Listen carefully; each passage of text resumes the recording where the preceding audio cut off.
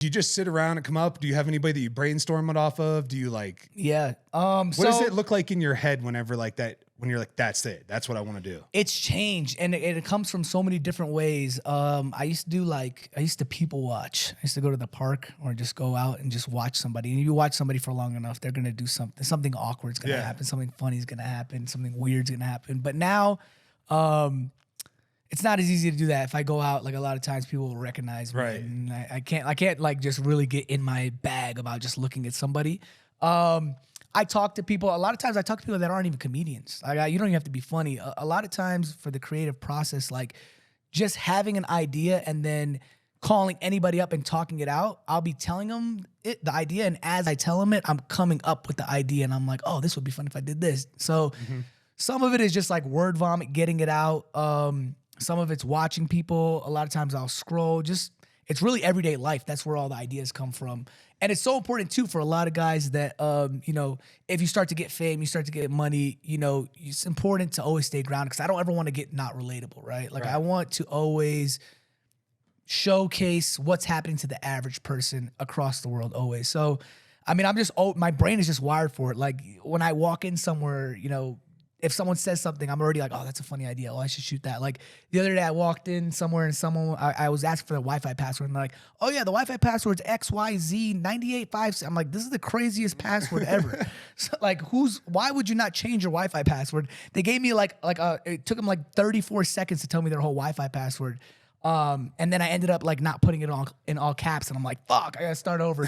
So like that is an idea I did because like, you know, when you go and ask somebody for a Wi-Fi password and then I escalate it, right? That's the base idea. That's the relatability. And then boom, okay, now part of the password is in Japanese and they're telling me in Japanese. And then now I have to download this app to get the rest of the password. And it's like this long thing where it escalates and gets ridiculous. And then at the end, oh, you forgot to put it in caps. You got to start over. Yeah. You know, so like, a lot of times, you know, pretty much all of my ideas, we didn't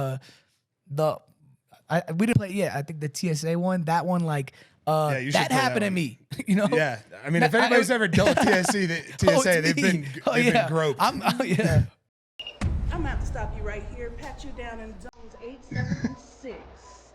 This is real TSA. The worst zones. Yeah. This is real TSA. No, this is a set. This is a set. Is she real TSA though? No, she's an actress. It wasn't this sensual. I wish it was, but it's happened to me before. They really get in there. Shout out to Jodeci too. This is a throwback.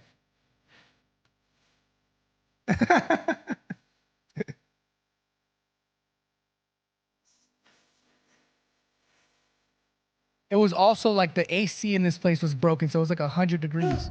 All right, good. Next. So, you want my number or you want to exchange? All right, now keep it moving, guys. Keep it moving. She just moved on like I was worthless. I thought we had a connection. Yeah, but like, see, like something like that. Hold on, real quick. I got questions still about this. So you're in like a warehouse? This is an airplane set. It's like a studio in LA. Oh, okay. Where they rent out. I was wondering where you get a lot of these, like, because over the years, your props have just gotten better. You know what's and better. crazy? Some people comment, like some people have commented on that video, like, there's no way this guy convinced that lady to do that at the airport. I'm like, you think this happened like while I was just going like on my flight to like Florida? Like they just did it? Like, yeah. But, you know, I guess not everybody knows. But yeah, it's all a set. This is worse for you. Imagine you using airplane bathroom, bro. You're way bigger than me. I'm like, it's bags. I'm like, yeah, ducked down. My head's all twisted. It's rough. Catching a cramp. It's miserable. Yeah, but yeah, it's a set. It's a set. So it's cool. You know, that's the great thing about living in LA. They have so many sets. And then what you've done, like as of like the last 2 years, really, if you started to work with other creators as well. Yeah. Which what's that like? Have you ever had like, what's your best experience doing that, and what's your worst experience doing that? I guess is what I want. Okay. Good question. Anytime you're working with like people like that, they're never who you think they are. Right? Yeah. So I'll give you worst experience first. I remember, so this was like before I ever had any followers. So let me rewind. When I made that first video, before that, I did see like some content creators. I lived in an area where a lot of them were, you know, in North Hollywood. There was tons of them.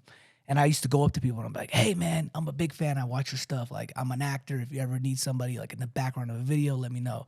And most people would be like, yeah, give me your number. And they wouldn't give me their number and then I'd never hear from them. But I didn't take it personal, right? And you know, I just I knew bet like they regret that now. yeah. You know what? You know what's crazy? I met a lot of people twice. Yeah. I met a lot of people twice where like, you know, I could genuinely see that like I met this person before, but they truly didn't remember who I was that first time they met me. So, but anyway, so I remember I went up to this one guy. He had around like, I want to say he had like 200,000 followers at the time, which like 2015, you had like 200,000 followers. You were like a god. That was like a big deal. Yeah. There's a lot of followers back then. There's a lot of followers now, but back then, you know, of course, there's way more creators now than there is back then. But I remember I went up to him and I was like, hey man, I'm an actor. If you ever need somebody in the background of your videos, like you let me know, I'll be there.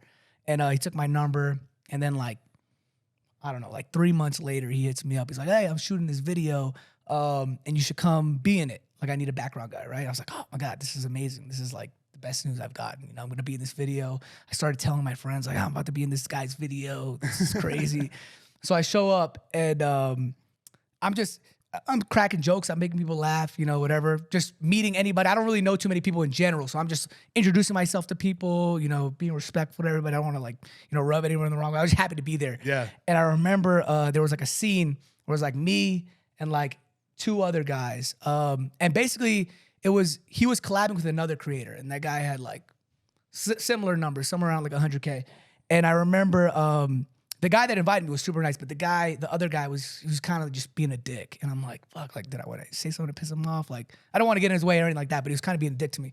And I was like, oh, whatever, like, you know, I'm just happy to be here. And I remember it was like coming up to my scene and he was like, all right, you do the other guy, not the guy that invited me, was like, oh, you do this to one guy. And then he told the other guy, like, you do this. And then I was like, oh, what do you want me to do? And he's like, oh, we're actually not going to have you in the video, but can you move that chair? And he like said in front of everybody. And I was like, yeah, I'll move the chair. Yeah, no problem. And I moved the chair and I ended up not being in the video. And then the next day, the guy hit me up and he's like, hey, my bad, we couldn't get you in the video, but we'll get you to the next one. And I'm like, yeah, for sure, man. No worries. And I ended up like, all the people I told that I was going to be in the video, they were like, oh, where are you at in the video? And I was like, oh, it's coming out. It didn't come out yet. And I was like, damn, like, I thought that was going to be my chance to be in something. Yeah. Then like fast forward like 3 months later, I had that video take off. It went viral, etc. And then now transitioning into my good story. Don't quote me. It was like Daystorm or King Batch. One of those guys had, I don't think it was King Batch. It was like Daystorm. I don't know if you know Daystorm Power. He's a great creator. He's been doing it for a long time. He was Vine era. I've probably seen it. Yeah, I just yeah. don't recognize He it. invited me to a shoot because he had saw one of my videos. And he was like, hey, you should come like come shoot a video with us. And it was basically like the Avengers of the internet at that time. It was like King Batch. It was like Hannah Stocking, the biggest creators in the world at the time. And I'm like, holy shit, like I got invited to the shoot day. And I got there and I was trying to act like I didn't know everybody. I was like, what's your name, King Batch? Meanwhile, I've seen like all of his videos. I've seen everyone's videos. I've studied everybody's stuff. Keep in mind, I'm just learning the craft. Like these guys are way more experienced than me. And they had seen a couple of my videos and everyone kind of knew, see my stuff. Of course, I've seen all their stuff. And I remember a lot of them were like, hey, Adam, how would you get this shot? And I'm like, oh, you would get it like this. Meanwhile, I have no fucking clue what I'm doing. I have no clue at all. Like they're asking me questions like I'm an expert. But it was really cool to be around them. And like, you know, even now today, like I like to steal a lot of people's processes. Like I have my own process and it's all based off what I've seen from other people. Yeah. You know, like, oh, I like the way he does that. And I like how she does this. And I'm going to take that. I'm going to throw that out. I don't enjoy that part. That's not easy for me. And even now when I collab with other creators, it's so amazing because we make each other better, right? Like I'll see something like, hey, why are you doing it that way? You know, you can like save like 2 hours if you just did it this way, or, you know, you don't even need that shot. Why would you get that shot? And then they'll say something like, hey, you know, if you're shooting it like this, don't do that. So we're learning off each other and just constantly picking from each other. And that's how I've kind of formed my entire formula of how I create content, post, engage with fans, build community, all that. You know, all that stuff is so important. So collabing is huge.